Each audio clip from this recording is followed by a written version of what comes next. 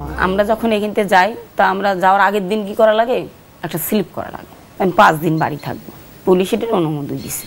তারপরে লঞ্চ ঘাটে ধরতো, এই স্লিপ আছে, তা যদি স্লিপ থাকতো তাহলে 20 টাকা মাপ, আর যদি স্লিপ না থাকতো তাহলে 20-এর জায়গায় 50 লেগে যেত অনেক সময়।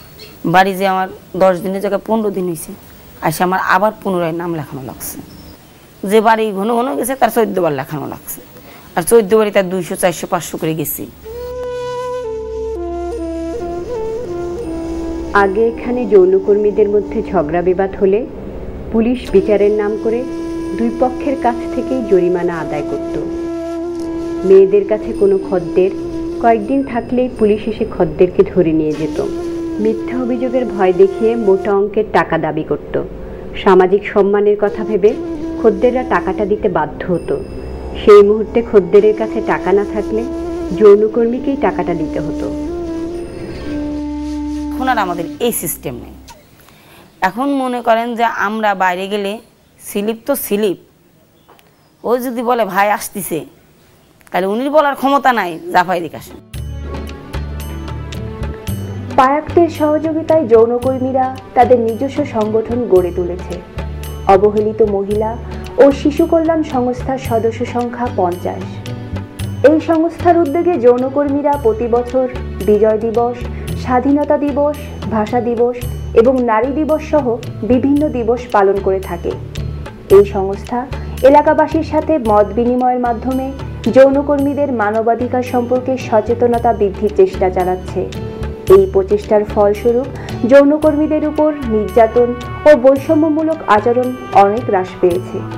অনেক যৌনকর্মী এখন যৌনপল্লীর বাহিরে বাড়িঘর নির্মাণ করে স্বাভাবিক জীবনযাপন করছে।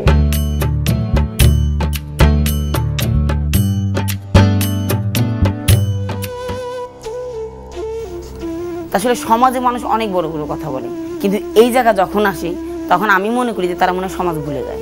যার কারণেই এখানে অপ্রাপ্ত মেয়ে আসার সুযোগ পায় বা থাকার সুযোগ পায়। অপ্রাপ্ত মেয়েদের কাছে যদি খরিদ্দার না যেত তাহলে তার কেউ রাখতো না অপ্রাপ্ত বয়সী মেয়ে। অপ্রাপ্তবয়স্ক মেয়েদের যৌনপল্লীতে প্রবেশ বন্ধের জন্য বাড়িওয়ালি, প্রশাসন সহ সুশীল সমাজের সচেতনতা বৃদ্ধির চেষ্টা চালানো হয়। এই উদ্যোগের ফলে অপ্রাপ্তবয়স্ক অনেক মেয়েকেই যৌনপল্লী থেকে উদ্ধার করে তাদের পরিবারের কাছে ফেরত পাঠানো হয়েছে।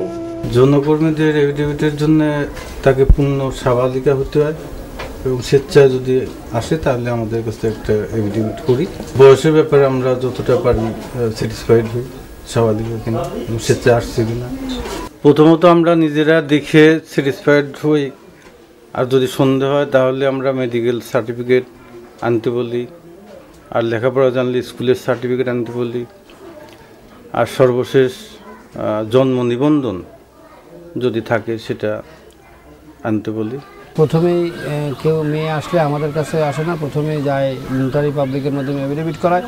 অপ্রাপ্তবয়স্ক মহিলা যাতে কোনো ছদ্মবেশে এই কারোর মাধ্যমে যেন এই নোটারি পাবলিক না করে, সেই দিক দিয়ে তীক্ষ্ণ দৃষ্টি তথা কর্তৃপক্ষকে নোটারি পাবলিক লাইসেন্স বাতিল করারও বিধান থাকা উচিত বলে আমি মনে করি। এটাকে অনেকে লাইসেন্স হিসাবে একটা ভুল ব্যাখ্যা দিয়ে এটাকে এ যাবৎকাল চালিয়ে যাচ্ছেন। এটা আসলে লাইসেন্সও না, আর এর কোনো আইনগত ভিত্তিও নেই। আসলে আমাদের দেশের সংবিধানে 18(2) উপধারা মতে সেখানে খুব সুস্পষ্ট কথা বলা আছে, গণিকা বৃত্তি এবং জুয়া খেলা রাষ্ট্র প্রতিহত করবে। তো যেহেতু এই কথা সংবিধানে খুব সুস্পষ্টভাবে বলা আছে, যৌনকর্মী হিসাবে অধিকার দাবি করতে পারেন না, কিন্তু এ দেশের একজন নাগরিক হিসাবে আমি অবশ্যই অধিকার দাবি করতে পারেন। আমরা মনে করি আমাদের জীবন থেকে কিছু কিছু করে দাসের জীবন কেটে যাচ্ছে।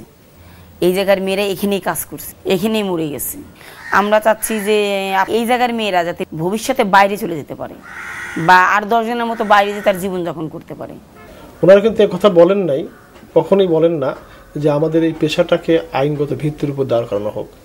সংবিধানে একটা জায়গায় একটা সুন্দর চমৎকার কথা সংযোজিত আছে, সেটা আমাদের সংবিধানের 40 নম্বর ধারায়।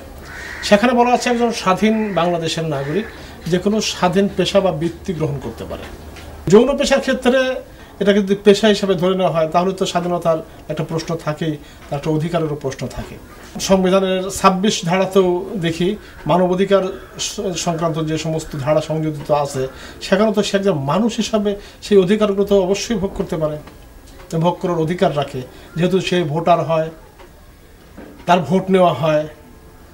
কাজে যিনি ভোট দিতে পারেন, নাগরিক অধিকার প্রয়োগ করতে পারেন, তিনি তার কর্তব্য করেন, দায়িত্ব পালন করেন, অধিকার থেকে বঞ্চিত হবেন কেন? আমার জীবনে তো ভাই আমি ভালোভাবে থাকতে চাই, ভালোই যাইতে চাই এই জগতে। খারাপই জন হয়ে গেছি, কিছু টাকা পয়সা করে কাছের বাড়ি চলে যাবো, আর দোলো দিয়া গাড়ো আসবো না, কোনো আনেই আসবো না। শত প্রতিকূলতার মাঝেও মানুষ একটি সুন্দর ও সুস্থ জীবনের স্বপ্ন দেখে। দৌলতদিয়ার এই অবহেলিত নারীরা অন্ধকূপের মাঝেও খুঁজে ফেরে আশার আলো। বিভীষিকাময় রাত্রির পরেও জেগে ওঠে নবজীবনের আশা।